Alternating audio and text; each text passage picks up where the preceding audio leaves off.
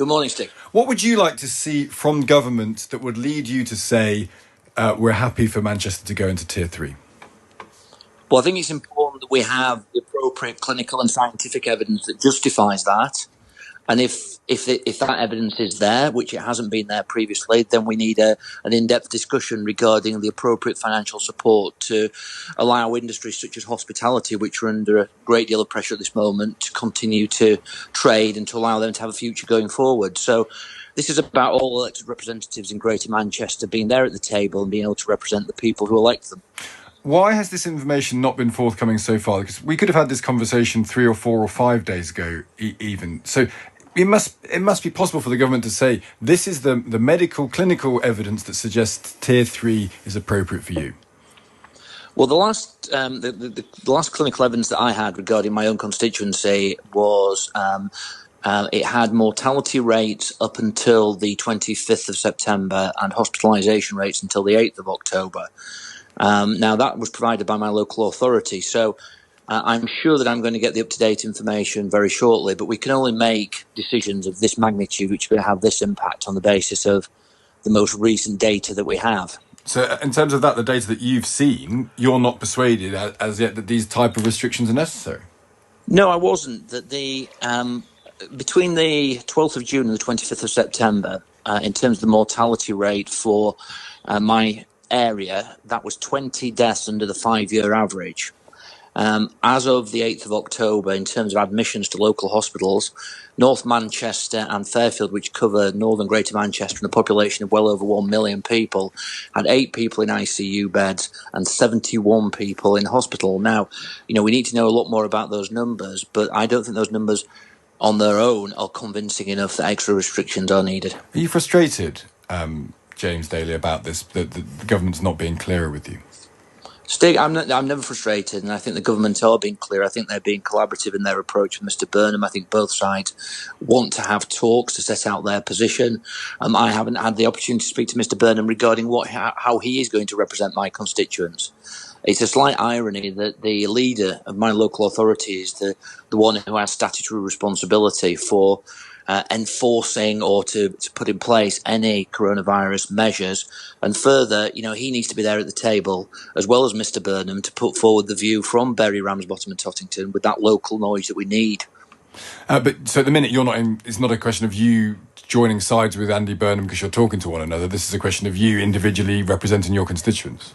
Well, absolutely. I mean, Andy Burnham hasn't reached out to me personally in the last over the weekend regarding what I would have thought that he would ask me what I feel is an appropriate financial support, or what my view was on the clinical evidence in respect of Bury, Ramsbottom, Tottington, which is the area that I represent. But he hasn't done, which is disappointing.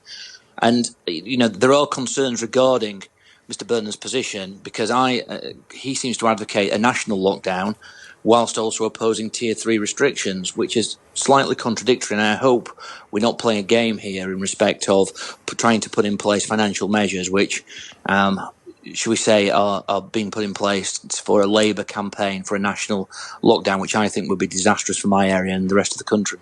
In that sense, do you agree with your Conservative colleagues who represent seats with low infection rates? They wrote to Andy Burnham and Keir Starmer saying, you guys need to sort this out in Greater Manchester effectively so we don't get a national lockdown.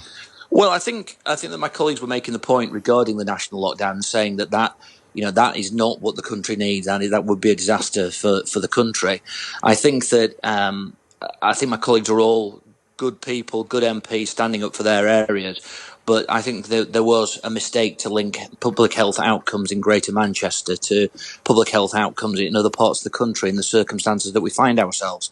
But I think the Conservative Party is united in opposing a national lockdown, and that was the basic message of that letter. But you found the tone, was it a bit patronising, do you think?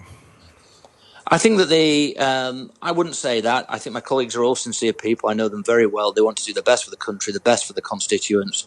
But as ever, that they are unaware, and it's certainly not their fault. They don't know the detailed clinical data we've been talking about, that whether it's for Bury or other parts of Greater Manchester, that you need to know to take an informed view of the restrictions or steps that are needed in my area. Yeah. For example, regarding hospitality, in the borough of Bury, up to the present day, there has been no outbreak in a public house at all.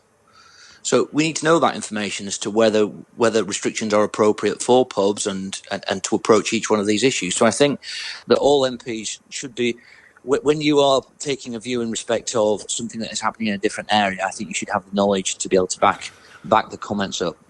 Is this not all a legitimate argument for much more devolved power here? Because, as you say, different locations have different problems. Different hospitals will be at different levels of capacity as well, and each area has its own demographics, has its own patterns of behaviour.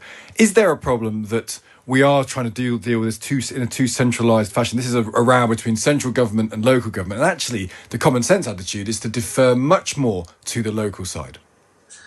Well, I think that is right, and I think that the government are taking that approach. I think they want to work. They have been working collaboratively with local authorities, but Bury, as an example, Bury has a 92% success rate in track and trace, but we have a small team at the moment doing fantastic work. So when we've got those examples of excellent work and things that are benefiting local communities, let's put money in locally to give people with the local knowledge the ability to do the job to the best of their ability and make sure that we're getting the best outcomes for our residents. But it shouldn't have taken a week. It shouldn't have taken a week to get here. I mean, that we could have had this. I'm very. There must be an element of saying this needs to be done straight away. If the government says you need to be in tier 3, they need to give you the evidence, and you need to make a decision now. This is a virus that increases exponentially. You can't faff around for a week. There must be a sense of urgency here. Well, I think there's been meetings over the week. I think everybody wants to reach a conclusion. We all have to take the positions that we think are the best for the people that we represent. That is a discussion that is ongoing, and I'm sure that all parties want to bring certainty to people in Greater Manchester at the earliest opportunity. But I don't think either the government or Conservative politicians in Greater Manchester can be criticised for doing what they think is right for local residents. James Daly, thank you very much indeed. He's the Conservative MP for Bury North. Match